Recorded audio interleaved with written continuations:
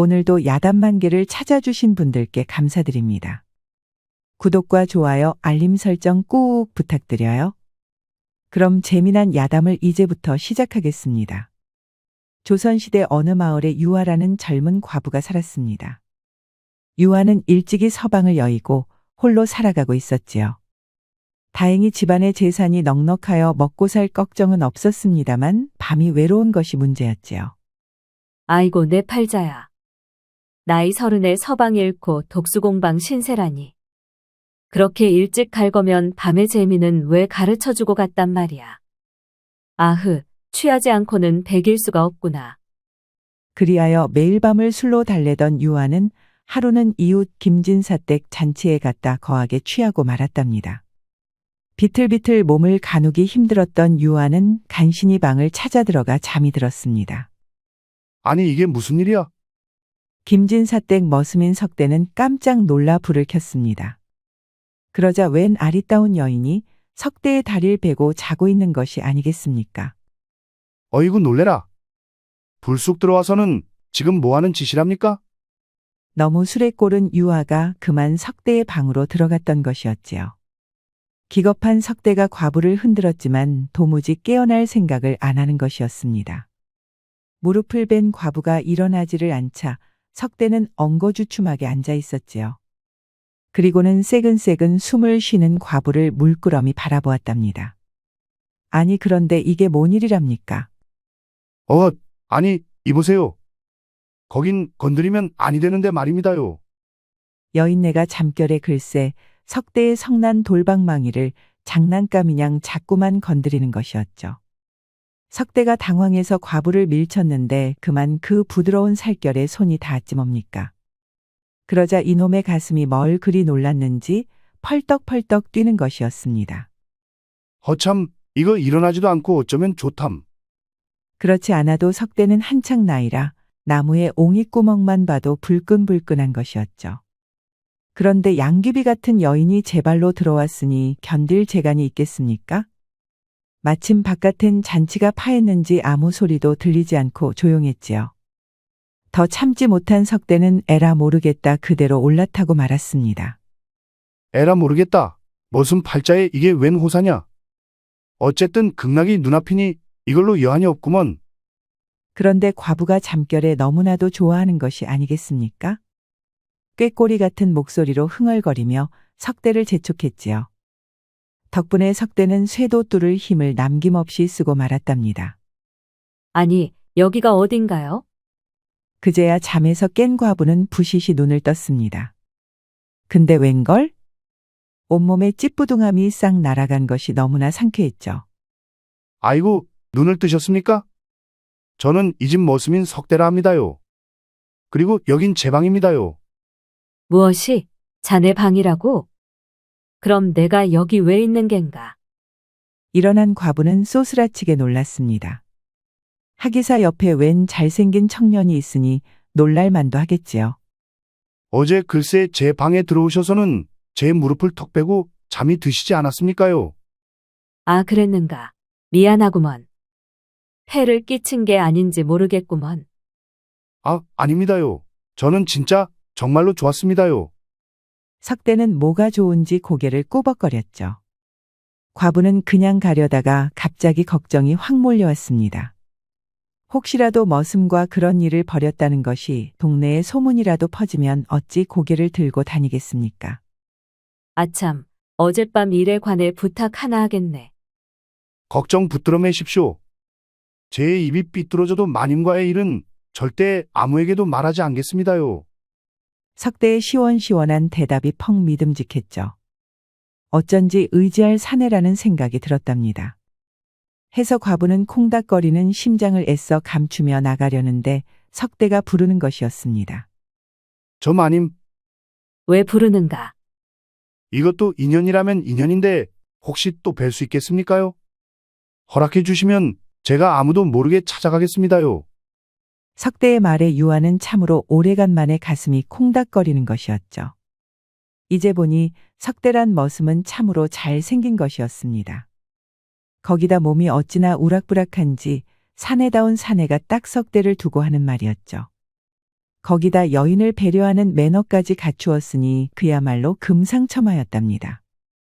좋네. 해가 지고 찾아오면 내가 술 한 잔 정도는 대접하겠네. 해에 감사합니다요. 그럼 꼭 찾아뵙겠습니다요. 그렇게 과부는 석대의 방을 몰래 빠져나갔습니다. 이런 밤은 참으로 오래간만이었답니다. 커다란 도끼에 찍혔는지 다리가 바들바들 떨릴 정도였죠. 해서 오늘 밤은 더 기대가 되는 것이었습니다. 그리하여 과부는 밤을 기다리며 술상을 준비했답니다. 드디어 해가 넘어가고 어두워지자 석대가 찾아오는 것이었죠. 이제 오는가? 아이고, 이게 다 뭡니까? 아주 거하게 한 상을 차려주셔서 정말 몸둘 바를 모르겠습니다요. 자네가 뭘 좋아할지 몰라 이것저것 솜씨 좀 부려보았네. 해에 감사합니다요. 그럼 한 잔 먹겠습니다요. 그렇게 주거니 받거니 술잔을 기울이다 보니 알딸딸하게 취기가 올라오는 것이었죠. 석대는 빨개진 과부의 얼굴을 보며 수작을 걸었답니다. 마님은 정말 어쩜 그리 고우십니까요? 처음 봤을 때 제 방에 선녀가 들어왔는 줄 알았지 뭡니까? 정말인가? 내가 아직도 그리 예쁜가? 정말이고 말고요. 저는 마님처럼 예쁜 분은 꿈에도 본 적이 없습니다요. 너무 그러지 말게. 오래간만에 칭찬을 들으니 내 참으로 부끄럽구먼. 아닙니다요. 부끄러워하는 마님도 정말 아름답습니다요.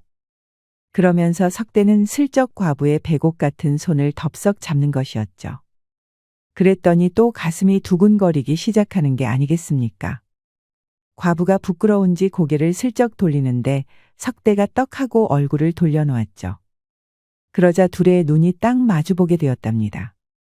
마님, 오늘은 제가 마님께 잊지 못할 밤을 선물하겠습니다요. 그리하여 석대는 숨겨뒀던 본인의 실력을 남김없이 보여주었답니다. 과부는 오락가락 황천에 다녀오고 말았죠. 어젯밤에는 정신이 없어 몰랐는데 석대는 그 이름처럼 돌 같은 사내였던 것입니다. 과부는 황홀함에 못 이겨 온몸을 바들바들 떨었답니다. 자넨 어쩜 그리 사내다운가? 내 오늘 정말 죽는 줄 알았구먼. 제가 그리도 사내다웠습니까? 말도 말게. 내 오늘 먼저 떠난 서방을 보러 가는 줄 알았다네. 정말이지 한 번만 더 했다간 영영 돌아오지 못할 뻔했네. 그럼 안 되지요. 마님이 가버리면 저는 어찌 삽니까? 안 되겠습니다. 마님이 떠날 생각을 못하게 한 번 더 솜씨를 보여드려야겠습니다. 과부와 석대는 너무나도 좋았습니다. 마음도 잘 맞았지만 속궁합은 그야말로 천생연분이었죠. 그 뒤로 석대는 밤만 되면 과부의 집을 찾곤 했지요. 그날의 만남 이래로 과부와 석대는 하루하루가 즐거웠답니다. 아니 석대 그놈이 요새는 내게 눈길도 주지 않는구나. 어째 다른 여인이라도 생긴 걸까? 허나 모두가 즐거운 것은 아니었죠. 석대가 일하는 김진사댁 마님은 요새 심기가 불편했습니다. 매일같이 밤놀이에 빠진 김진사 대신 마님께 즐거움을 선사하던 석대가 요새 영냉냉했기 때문입니다. 이전 같으면 부르면 총알같이 달려오곤 했는데 요새는 이 핑계 저 핑계를 대며 자꾸만 마님을 피하는 것이었습니다. 가만 보면 얼굴에 생기가 도는 것이 아무래도 따로 여자가 생긴 것 같구나. 의심은 점점 확신이 되었죠. 석대가 밤마다 집을 빠져나가는 것을 눈치챈 마님은 가슴속에서 천불이 나는 것 같았습니다. 석대 내 이놈을 그냥. 아니지. 일단 어떤 계집이 붙었는지 알아봐야겠다. 그날 밤 석대가 김진사댁을 나서자 마님은 조용히 머슴 덕구를 불렀죠. 마님, 부르셨습니까요? 그래, 잘 왔다. 너는 오늘 나가서 석대의 뒤를 밟아야겠다. 가서 그것이 밤마다 누굴 만나는지 그리고 무슨 짓을 하고 있는지 알아오도록 해라. 여부가 있겠습니까요? 제가 소상히 보고 오겠습니다요. 덕구는 험상궂게 생긴 데다 우락부락하고 힘이 세서 모두가 두려워하고 있었죠. 해서 날쌘 석대의 뒤를 쫓는 데에는 제격이었답니다. 덕구는 살그머니 석대의 뒤를 밟았습니다. 석대는 유아 과부의 집으로 들어가는 것이었죠.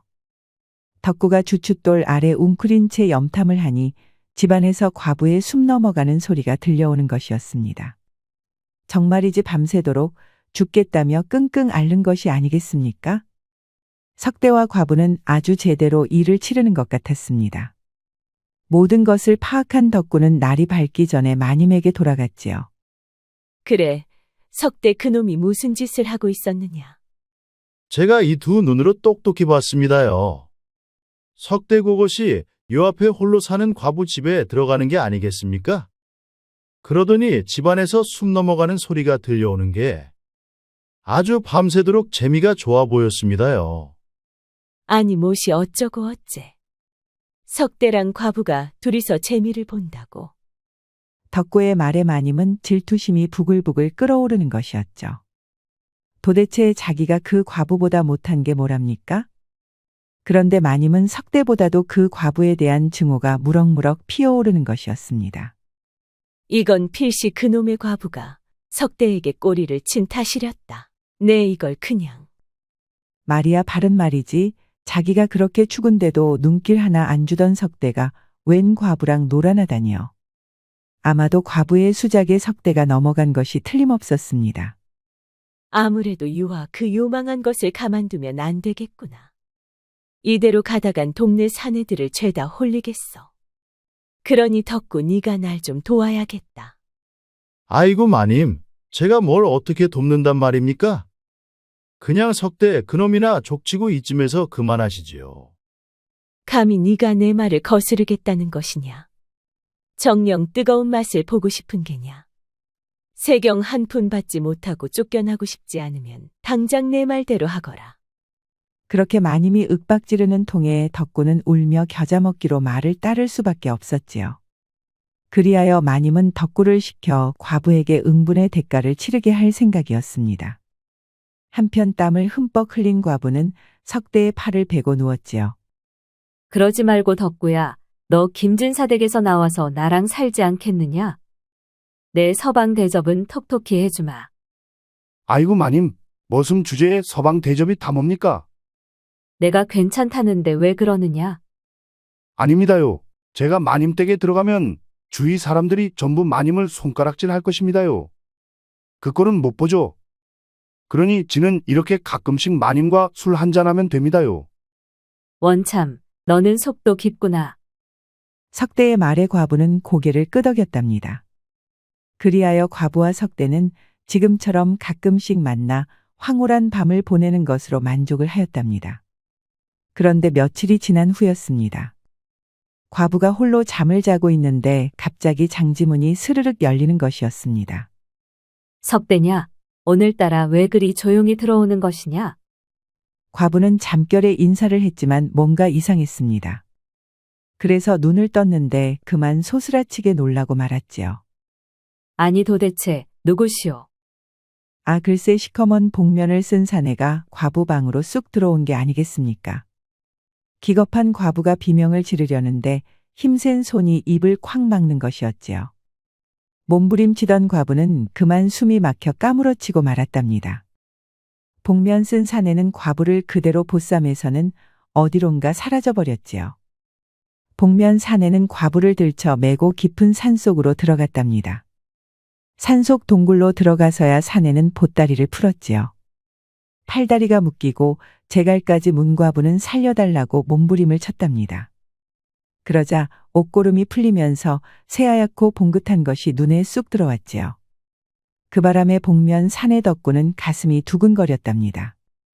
무슨 과부가 이리도 어여쁘답니까? 덕분에 아랫도리에 힘이 빡 들어왔지요. 덕구는 애써 참으면서 과부의 입만 풀어줬답니다. 목숨만 살려주시오. 안심하시오. 해코지할 생각은 없소이다. 그렇다면 날 이 깊은 산속으로 왜 데리고 온 것이오? 제발 그 연유라도 좀 합시다. 대기 순진한 청년을 꼬드긴 것을 아주 싫어하는 분이 있소이다. 그분의 분노를 샀으니 당분간 여기서 조용히 있어야 할 것이오. 아니, 내가 꼬드기긴 누굴 꼬드겼단 말이에요. 어허, 더 이상 묻지 마시오. 먹을 거랑 입을 거는 내가 가져올 터이니 여기서 얌전히 있으시오. 행여 이 첩첩산 중에서 탈출하려고 했다간 산짐승 밥이나 될 것이니 그렇게 덕구가 가버리자 유와 과부는 동굴 속에 홀로 남게 되었답니다. 과부는 무섭고 외로워서 홀로 흑흑거리며 울음을 터뜨렸지요. 그래, 잘 처리했느냐. 그것을 틀림없이 염전에 팔아버렸겠지. 여부가 있겠습니까요? 이건 팔고 나서 받은 돈푼입니다요. 고생했다. 마님, 이건 보통 문제가 아닙니다. 마님께서 반드시 뒤처리를 잘 해주셔야 합니다. 걱정하지 말래도 관아인 내가 잘 말해둘 터이니 너는 입만 다물면 된다. 사실 덕구는 과부를 산속 동굴에 숨겨두고 있었지요. 차마 아무 죄 없는 과부를 염전에 팔아치울 수는 없는 노릇이었으니까요. 그러나 김진사댁 마님께는 과부의 집에서 가져온 돈을 건네어 안심을 시켰답니다. 얼마 후 동네에서는 과부가 사라져 난리가 났지요. 허나 마님이 백방으로 돈을 풀어 별다른 조사 없이 지나가도록 무마시켰답니다. 마님의 돈을 잔뜩 받은 아전은 사또에겐 과부가 여행을 떠난 것 같다고 둘러댔지요. 그렇게 모두의 기억 속에 유아 과부는 점점 잊히고 있었습니다. 아니, 하룻밤 사이에 부녀자가 사라졌는데 걱정하는 사람이 아무도 없는 게 말이 되는가? 딱 한 명, 석대만큼은 과부가 걱정되어 견딜 수가 없었습니다. 백방으로 과부를 찾았지만 별다른 소득이 없자 결국 가장 믿을 만한 사람을 찾아갔지요. 아니, 이게 누구야? 석대 아니냐? 형님, 오래간만입니다. 그래, 석대야. 참으로 반갑구나. 그런데 어인일로 이 형님을 찾았느냐? 그게 말입니다. 제가 사실 날랜 포수인 형님께 부탁할 일이 하나 있어 왔습니다. 말해보거라. 사실 석대는 소문난 사냥꾼인 박포수와 의형제였답니다. 박포수는 한때 산속에서 다리를 다쳐 죽을 뻔했는데 그때 우연히 지나던 석대가 마을까지 업고 오는 덕분에 살 수 있었지요. 그 이후로 박포수는 석대를 위해 은혜를 갚을 날을 손꼽아 기다리고 있었습니다. 제가 사실 자주 드나들던 과부 마님이 있습니다. 그런데 그분이 어느 날 밤부터 보이지가 않는 게 아니겠습니까? 안 보인다면 혹시 어디 여행이라도 떠난 게 아닌가? 저도 그 생각을 안 한 것이 아닙니다만 요상하게도 옷가지건 재산이건 다 남고 몸만 달랑 사라졌더군요. 그렇다면 보쌈을 당한 게 분명하군. 그래서 그날 과부댁에서 나온 발자국이 하나 있었습니다. 그런데 그 발자국이 이 산길에서 뚝 끊긴 게 아니겠습니까? 오라, 그래서 이 형님을 찾아왔구나.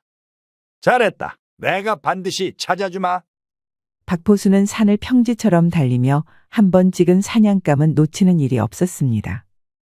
이런 산속에 숨은 것이라면 어디 있더라도 박포수 손바닥 아니었지요. 그리하여 박포수는 석대와 함께 첩첩산 중 바위와 계곡을 샅샅이 뒤지기 시작하였지요. 그날도 덕구는 과부를 위해 음식과 생필품을 싸들고 산에 올랐습니다. 거진 다 도착했는데 저 멀리 사람들이 보이는 것이 아니겠습니까? 아니, 웬 포수들이 여기까지? 겁이 덜컥 난 덕구는 바위 뒤편에 몸을 숨겼습니다. 가만히 지켜보니 낯익은 얼굴이 보였죠. 석대였습니다. 이건 필시 석대가 과부를 찾아온 것이 분명했습니다. 대체 어떻게 찾았는지 모르겠지만 이대로 있다간 죄다 발각되겠구나. 이러고 있을 때가 아니지. 내가 먼저 과부에게 가야겠다. 덕구는 한달음에 과부를 숨긴 동굴로 달려갔습니다. 어쩐 일로 또 오셨나요? 이번에야말로 내 목숨을 빼앗으려는 것이에요. 어허, 누가 들으면 오해하겠소. 그런 짓은 안 하니 걱정 마시오. 내 비록 상전의 명령에 모시겨 그대를 여기로 데려왔지만 어찌 사람을 죽이겠소? 잔말 말고 따라오기나 하시오. 아니, 대체 날 또 어디로 데려가는 것이오? 가보면 알 것이오. 그리하여 덕구는 과부를 데리고 제를 넘었습니다. 계곡을 건너 산길을 가로지르니 어느새 한밤중이 되었지요. 사람들의 눈을 피해 험한 길로만 다니니 덕구도 과부도 지칠 대로 지치고 말았습니다.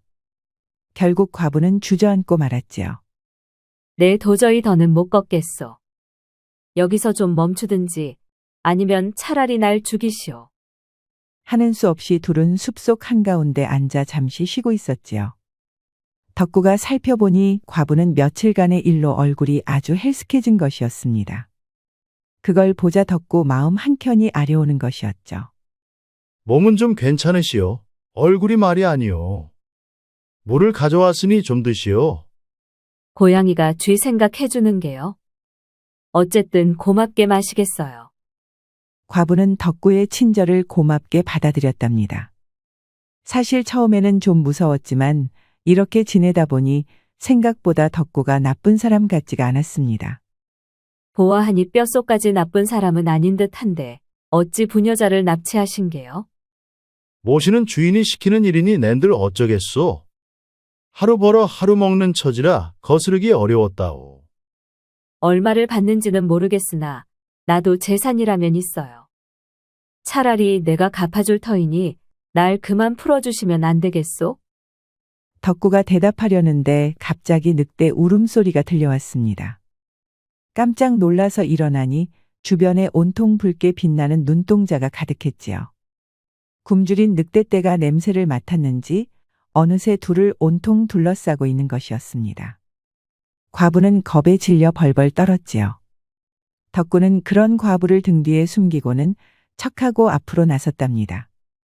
그때 늑대들이 덤벼들었지요.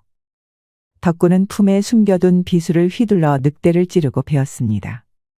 늑대 여러 마리가 쓰러졌지만 배고픈 늑대들은 눈에 뵈는 게 없었지요. 한 마리가 쓰러지면 그 빈자리를 다른 늑대가 채우는 것이었습니다.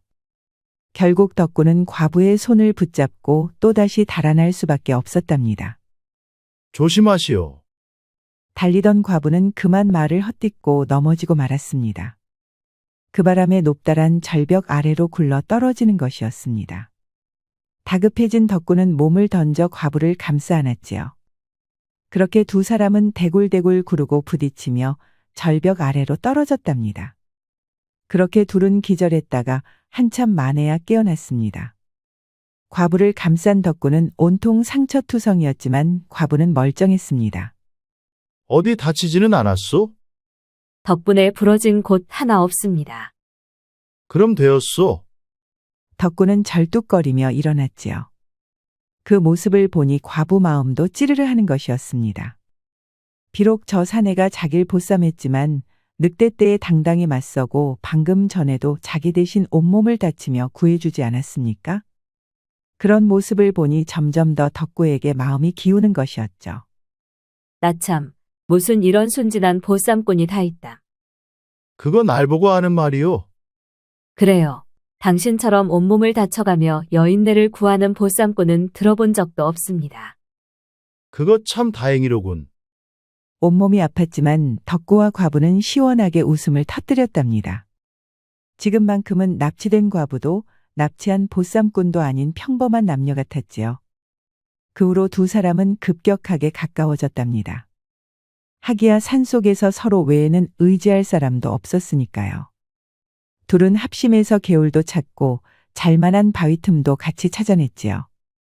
자, 그러고 있지 말고 어디 상처 좀 보여주시오. 덧나서 당신이 죽기라도 하면 이 깊은 산속에서 나 혼자 어쩌란 말인가요? 그것도 그렇군. 그럼 예쏘. 과부는 치마를 찢어서 덕구의 상처를 싸매 주었죠. 그러다 보니 두 사람은 저절로 몸이 닿고 말았답니다. 단단한 덕구의 몸에 닿은 과부는 가슴이 두근거렸지요. 어쩌면 이렇게 강하고 의연한 사내가 또 있을까요? 그런 생각이 들자 가슴이 콩닥콩닥 뛰는 것이었습니다. 덕구는 덕구대로 한떨기 꽃처럼 예쁜 과부가 자꾸만 끌리는 것이었습니다. 둘은 누가 먼저랄 것도 없이 손을 맞잡았지요. 그리고 자연스럽게 하나가 되었답니다. 아니, 그런데 덕구는 정말 무식하게 컸지요. 아니, 이러다 죽겠소. 뭐가 일이 큰 것이오. 무식하게 큰 것이 들락날락하니 과부는 오락가락하고 말았습니다. 그런 것은 과부도 난생 처음 보는 것이었죠. 여하튼 둘은 깊게 사랑하는 사이가 되었습니다. 그날 밤 덕구와 과부는 함께 별을 바라보며 사랑을 속삭였답니다. 이 모든 것은 김진사댁 마님의 지시였소이다. 아니, 그분이 왜 이런 짓을 시킨 것이에요? 사실 김진사댁 마님은 석대를 마음에 두고 있었다오. 그런데 석대가 그대에게 푹 빠졌으니 그게 참으로 미웠던 것 같소. 그래도 그렇지. 사람을 납치하라니. 결국 덕구는 모든 것을 다 털어놓았지요. 그리고는 이제 관하로 가서 자수하겠다는 것이었습니다. 아니에요. 차라리 잘 되었습니다. 기왕 이렇게 된 거, 우리 둘이 조용히 다른 곳으로 가서 살도록 하죠. 난 하찮은 머슴인데 괜찮겠소? 머슴이건 뭐건, 이젠 당신이 제 서방이에요. 하늘 같은 서방이 되셨으니, 이젠 존대를 받으셔야죠. 어느새 과부의 마음속에 덕구가 단단히 자리를 잡은 것이었습니다. 그동안 석대와 했던 불장난과는 달랐지요. 한편 박포수와 석대도 늑대와 마주쳤지요. 허나 공경에 빠졌던 과부들과는 다르게 박포수는 아주 살판이 났답니다. 늑대놈들, 죄다 도륙을 내야겠구나. 석대야, 너 먼저 가거라. 형님, 그럼 이 늑대들은 형님께 맡기겠습니다. 오냐, 난 이 늑대들의 가죽을 모아 한미천 잡고 있을 테니 넌 어서 가서 그 과부를 구하거라. 박포수는 오래간만에 사냥감을 잔뜩 찾았다며 신들린 사람처럼 늑대들을 쏘아 맞추는 것이었죠. 그렇게 박포수가 늑대떼를 상대하는 동안 석대는 마침내 덕구를 따라잡을 수 있었답니다. 이놈 잘 만났다. 여염집 여인을 납치한 악한이 바로 너로구나. 아니, 석대 자네가 여기까지 언제 왔는가? 그건 알고 없고. 어서 과부 마님을 내놓거라. 그러지 말고 내 말 좀 들어주게. 듣기 싫다. 자, 덤비거라. 덕구는 싸우기 싫었지만 잔뜩 독이 오른 석대가 덤비는 통에 한판 붙을 수밖에 없었습니다. 거기다 돌 같은 석대의 주먹에 자꾸만 맞다 보니 화가 치밀었지요. 결국 둘은 무섭게 격투를 벌였답니다. 허나 이미 다친 데다 지칠 대로 지친 덕구는 석대를 당해낼 수 없었죠. 석대의 강력한 한 방에 덕구는 저만치 나가 떨어지고 말았습니다. 이놈, 네 놈을 붙잡아다 관하로 가야겠다. 잠깐, 석대야, 그 손 멈추려무나. 제발 좀 멈추면 안 되겠느냐? 아니 이게 무슨 일이랍니까? 덕구에게 붙잡혀간 과부마님이 오히려 석대를 가로막는 게 아니겠습니까?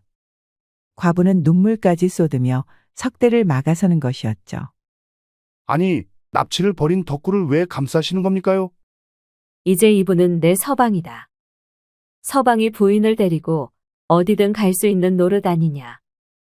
그러니 너도 그만하거라. 석대는 맥이 탁 풀리는 것이었습니다. 덕구와 과부마님을 보니 이미 두 사람은 아주 깊은 관계가 된 것이 분명해 보였지요. 이렇게 된 이상 석대가 나서서 설치는 것도 아무런 의미가 없는 것이었죠. 석대가 멈추자 과부는 그간 있었던 일을 전부 말하였습니다. 이 모든 것이 질투에 불탄 김진사댁 마님의 소행이라는 것을 소상히 밝힌 것이지요. 모든 것을 안 석대는 할 일 없이 고개를 떨구었지요. 마님, 그럼 행복하십시오. 쇠뇌는 물러가겠습니다.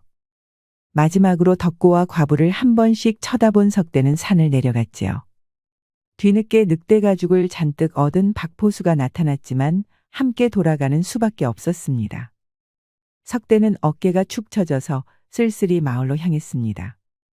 그 이후 과부는 산을 내려와 집안의 모든 재산을 정리해 덕구와 떠났습니다. 먼 마을로 간 둘은 새로운 보금자리를 차리고 부부의 연을 맺었지요. 참으로 꿈을 꾸는 것 같소.